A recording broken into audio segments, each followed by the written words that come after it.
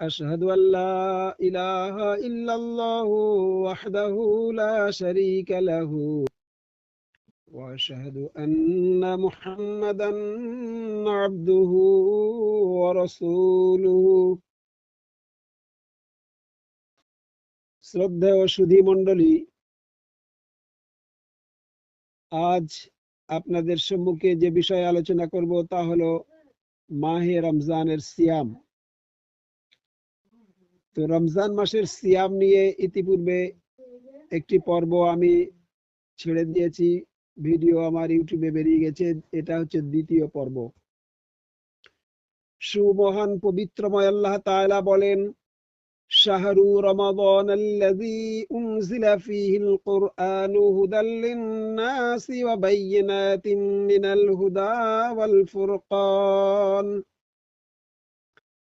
ফামান শাহিদা মিনকুমুশ শাহরা ফালইয়াসুমহু ومن كان مريضا أو على سفر فعدة من أيام أخر يريد الله بكم اليسر ولا يريد بكم العسر ولتكملوا العدة ولتكبروا الله على ما هداكم ولعلكم تشكرون। সুমহান পবিত্রময় আল্লাহ তাআলা বলেন, রমজান সেই মাস যাতে নাযিল করা হয়েছে পবিত্র কোরআন, যা মানব জাতির জন্য হেদায়েত স্বরূপ এবং হেদায়েত ও ফুরকান অর্থাৎ হক ও বাতিলের মধ্যে পার্থক্যকারী, এই সকল বিষয়ক সুস্পষ্ট প্রমাণাদি স্বরূপ।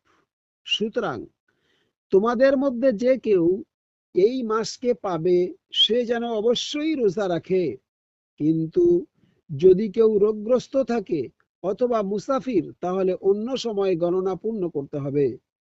আল্লাহ তাআলা তোমাদের জন্য স্বাচ্ছন্দ্য চান এবং তোমাদের জন্য কাঠিন্য চান না, এবং যেন তোমরা গণনা পূর্ণ করো এবং আল্লাহর মাহাত্ম্য বর্ণনা করতে পারো, এই জন্য যে তিনি তোমাদের হেদায়েত দিয়েছেন, এবং যেন তোমরা কৃতজ্ঞতা প্রকাশ করো। দ্বিতীয় নম্বর সূরা বাকারা 186 নম্বর আয়াত।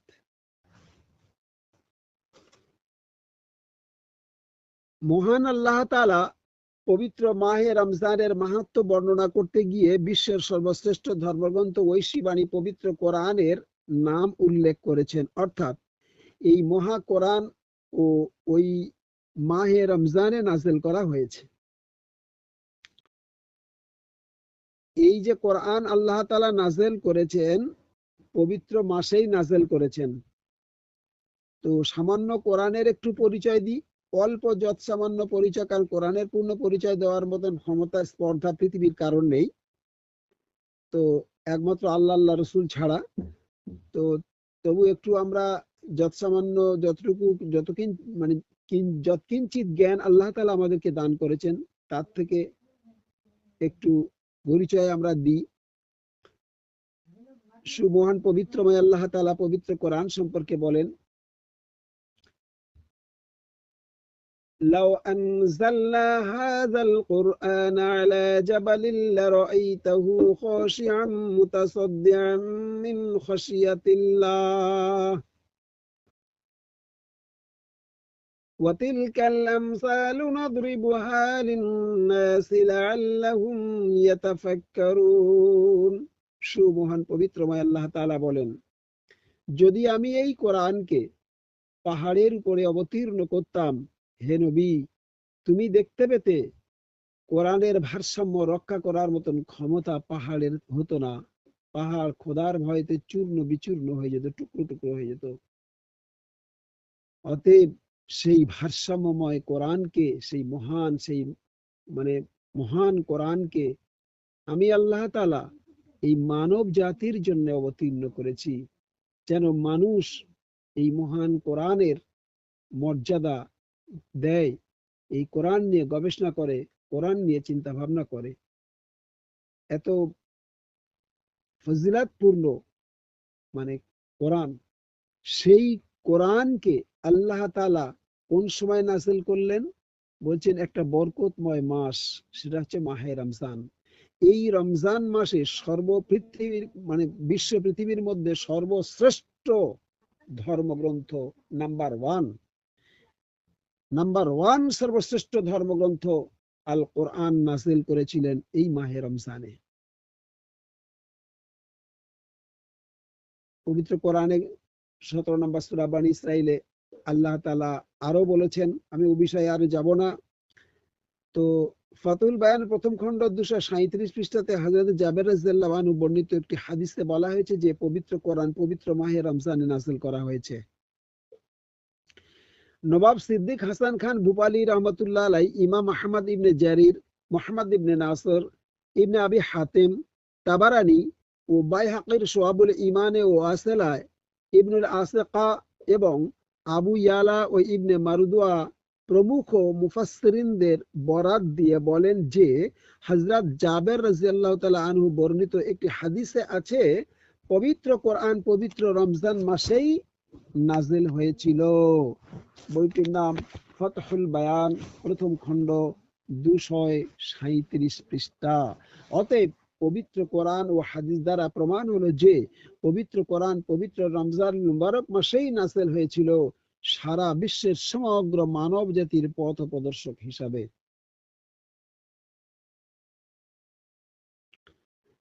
উক্ত আয়াতের দ্বিতীয় অংশে বলা হয়েছে ফামান শাহিদা মিনকুমুশ শাহরা ফালইয়াসমহু, অর্থাৎ তোমাদের মধ্যে যে কেউ এই মাসটি পাবে সে যেন অবশ্যই রোজা রাখে। প্রিয় শ্রোতা মণ্ডলী, সিয়ামে রমজানের এতটাই ফজিলাত বা এতটাই মাহাত্ম্য যে এই মাসের বরকতের কথা বা ফজিলাতের কথা বর্ণনা করতে গিয়ে মহান নবী হযরত মুহাম্মদ আরবি সাল্লাল্লাহু তাআলা আলাইহি ওয়াসাল্লাম বলেছেন, আউয়ালুহু রাহমাতুন ওয়া আওসাতুহা মাগফিরাতুন ওয়া আখিরুহা ইতকুম মিনান নার।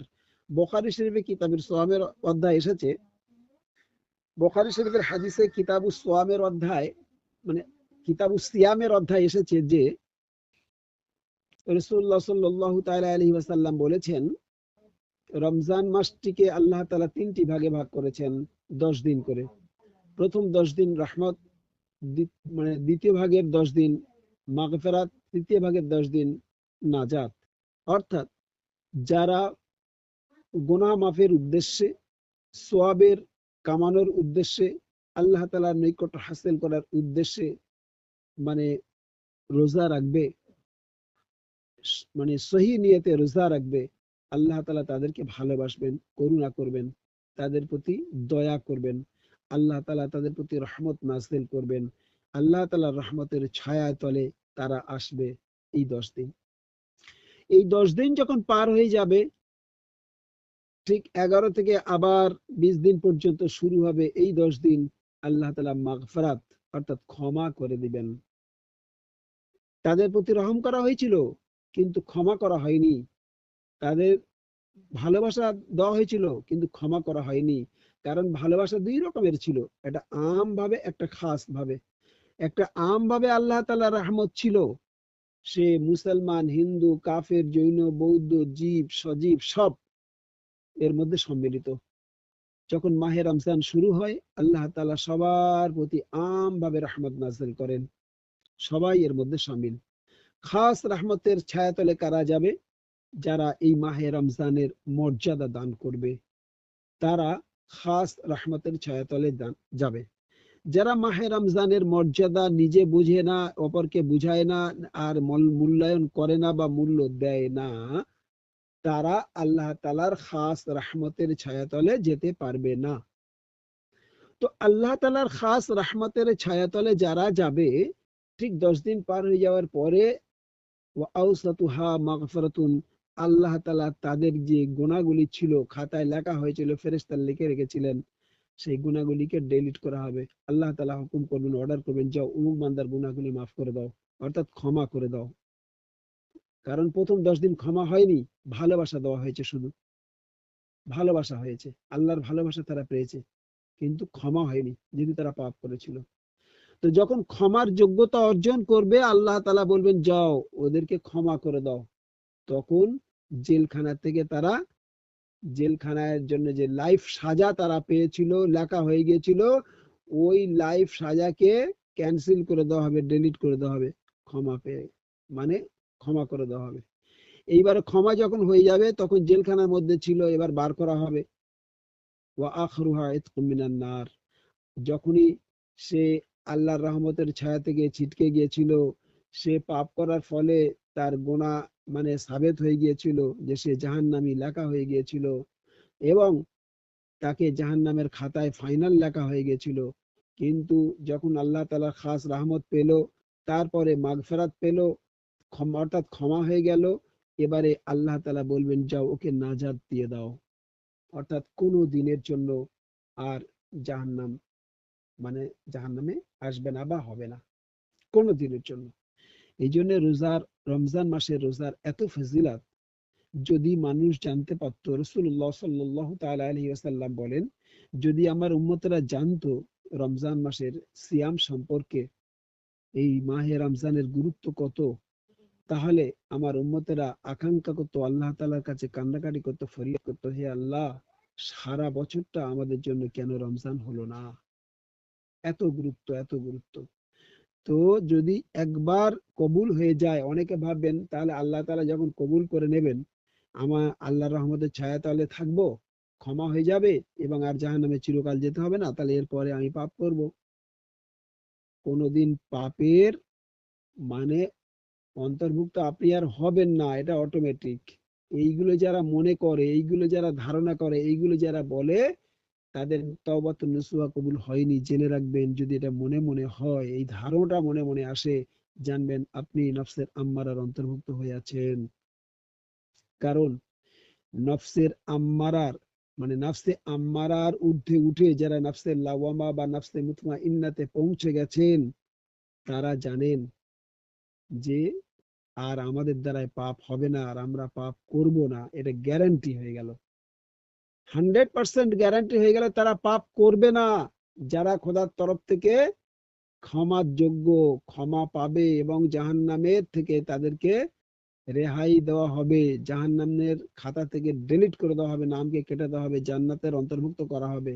তারা কখনো পৃথিবীতে আর অন্যায় করবে না, পাপ করবে না। কিন্তু ওটা বুঝানো যাবে না। কারা বুঝবে? একমাত্র নফসে লাওয়ামা এবং নফসে মুতমাইন্নাতে যে সমস্ত মুত্তাকিগণ পৌঁছে গিয়েছেন, আমার এই কথাগুলো তারা বুঝতে পারবে। বাকি নফসে লাওয়ামাতে যারা আছেন, এই কথাগুলোর ওজন বুঝতে পারবে না, এর ওয়েট নিতে পারবে না, আদৌ তাদের অন্তরে ব্রেনে আসবে না। তো যাই হোক ভাই, মাহে রমজানের ফজিলাত আরো একটু শুনুন।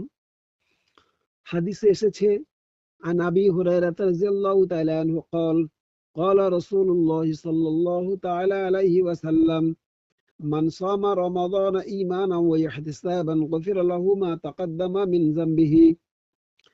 অর্থাৎ হযরত আবু হুরায়রা রাদিয়াল্লাহু তাআলা আনহু থেকে বর্ণিত, হযরত রাসূলুল্লাহ সাল্লাল্লাহু তাআলা আলাইহি ওয়াসাল্লাম বলেছেন যে, যে ব্যক্তি ঈমান অবস্থায় এবং সওয়াবের উদ্দেশ্যে রমজান মাসে রোজা রাখবে, গুফিরা লাহু মা তাকাদ্দামা মিন যামবিহি, তার অতীতের সকল গুনাহসমূহ আল্লাহ তাআলা মাফ করে দিবেন। সুবহানাল্লাহি ওয়া বিহামদিহি। হাদিসটি এসেছে সুনানি ইবনে মাজাহ প্রথম খণ্ড 494 নম্বর বাব, মা জাআ ফি ফাজলি শাহরি রমাদানা, 1704 নম্বর হাদিস, 466 ও 467 পৃষ্ঠাতে হাদিসটি বর্ণিত হয়েছে। সহিহ মুসলিম শরীফ এবং মিশকাতুল মাসাবিহ গ্রন্থের বাবু ফি শাহরে রমাজানার 114 পৃষ্ঠা থেকে হাদিসটি বর্ণিত হয়েছে, এবং বুখারী শরীফের প্রথম খণ্ড কিতাবুস সওমের অধ্যায় 1878 নম্বর বাবে 1878 নম্বর হাদিস, 1878 নম্বর হাদিস 684 পৃষ্ঠাতে এই হাদিসটি বর্ণিত হয়েছে।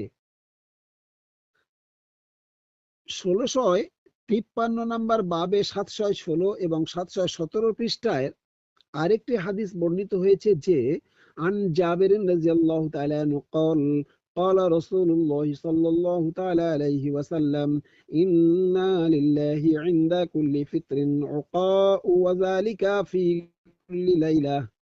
অর্থাৎ হযরতে জাবের রাদিয়াল্লাহু তাআলা আনহু থেকে বর্ণিত, হযরত রাসূলুল্লাহ সাল্লাল্লাহু তাআলা আলাইহি ওয়াসাল্লাম বলেন, নিশ্চয়ই আল্লাহ তাআলা প্রত্যেক ইফতারের সময় এবং প্রত্যেক রাত্রে জাহান্নাম থেকে জাহান্নামীদের মুক্তি দিয়ে থাকেন।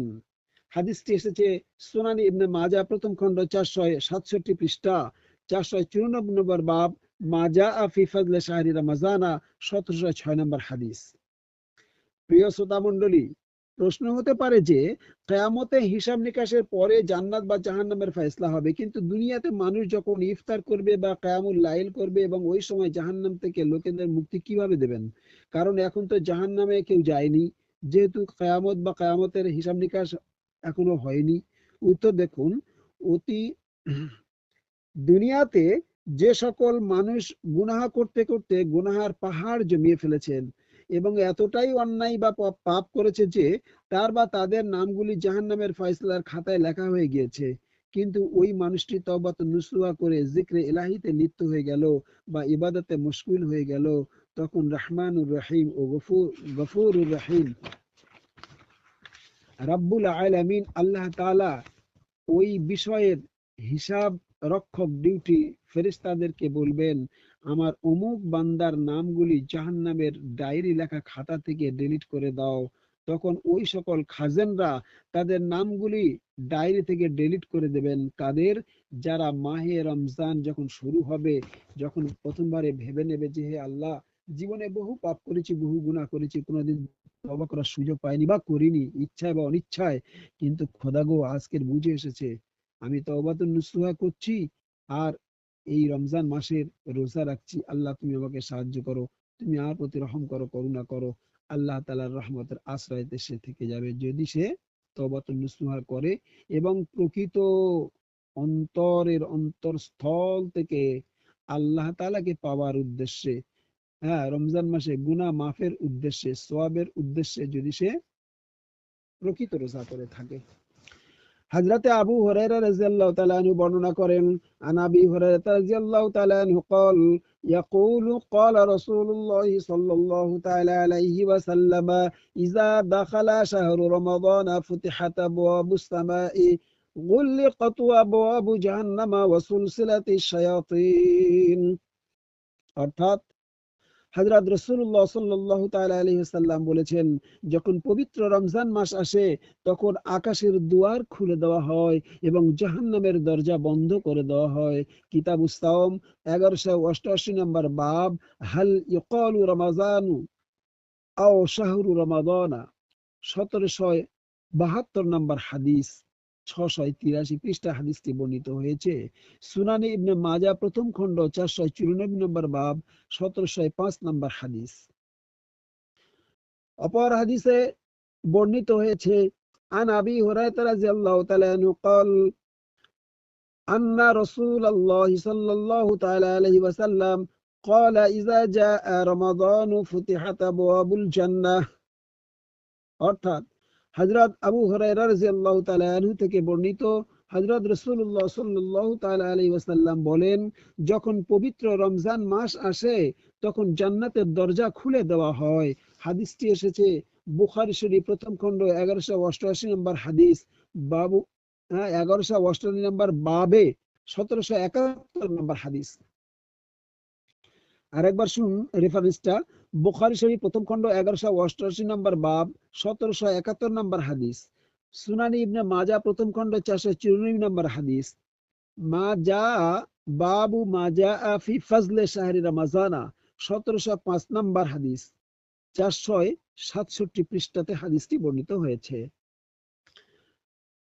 অপর আরেকটি হাদিস বর্ণিত হয়েছে, আন আবি হুরায়রা রাদিয়াল্লাহু তাআলা আনহু قال قال رسول الله صلى الله تعالى عليه وسلم من لم يدع قول الزور ولا عمل به فليس لله حاجة في أن يدعو طعامه وشرابه। অর্থাৎ হযরত আবু হুরায়রা রাদিয়াল্লাহু তাআলা আনহু থেকে বর্ণিত, হযরত রাসূলুল্লাহ সাল্লাল্লাহু তাআলা আলাইহি ওয়াসাল্লাম বলেন, যে বা যারা গীবত এবং মিথ্যা কথা বলার পেশা থেকে বিরত হয় না, তারা আল্লাহর জন্য খাওয়া পানাহার বন্ধ করে রোজা করার কোনো প্রয়োজন নেই। এটা কে বলছেন? মহানবী হযরত মুহাম্মদ মুস্তাফা সাল্লাল্লাহু তাআলা আলাইহি ওয়াসাল্লাম। রমজান মাসে সে রোজা রেখেছে, অথচ মানুষের পিছনে গীবত করছে, মানুষের পিছনে মানে গীবত করছে, বদজন্নি করছে এবং মিথ্যা কথা বলছে সরাসরি। হ্যাঁ, তো রাসূলুল্লাহ সাল্লাল্লাহু তাআলা আলাইহি ওয়াসাল্লাম বলেন যে গীবত করা হতে এবং মিথ্যা কথা বলা হতে যদি সে পরহেজ না করে, তো তার জন্য শুকিয়ে থাকা, না খেয়ে থাকার কোনো মূল্য নেই, কোনো মানে হয় না, তার রোজা করার কোনো ফায়দা নেই, মানে কিচ্ছু পাবে না আল্লাহ তাআলার তরফ থেকে। হাদিসটি এসেছে বুখারী শরীফ প্রথম খণ্ড কিতাবুস সাওম 1191 নম্বর বাব, মাল্লান ইয়াউদু কাওলা জুরে ওয়াল আমালি বিহি ফি সাওমে, 1776 নম্বর হাদিস, 684 পৃষ্ঠা থেকে হাদিসটি বর্ণিত হয়েছে।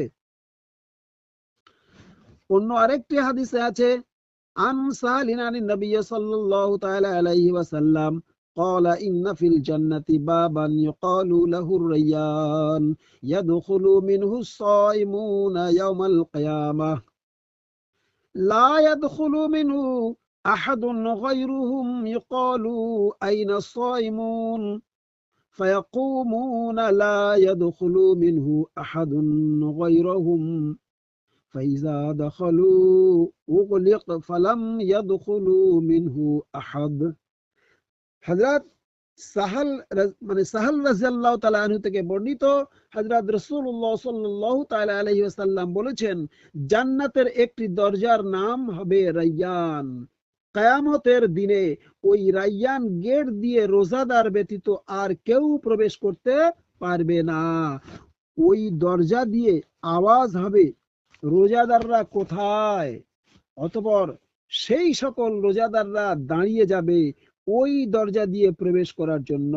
সুতরাং ওই দরজা দিয়ে আর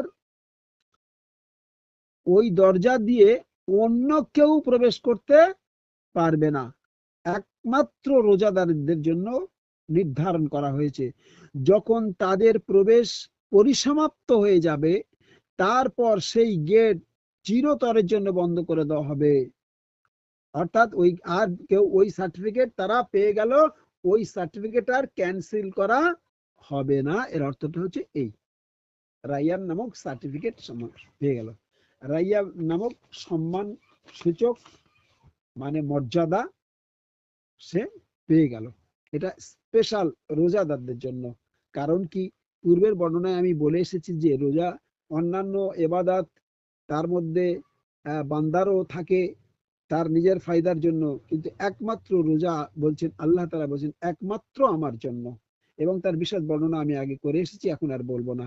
এই হাদিসটি যেটা আপনাদের সম্মুখে বললাম, হাদিসটি এসেছে সুনানে ইবনে মাজা প্রথম খণ্ড 1703 নম্বর হাদিস, বুখারী শরীফ প্রথম খণ্ড 1187 নম্বর বাব রায়্যানু লিসাইমিনা 1769 নম্বর হাদিস, 682 পৃষ্ঠা থেকে হাদিসটি বর্ণিত হয়েছে।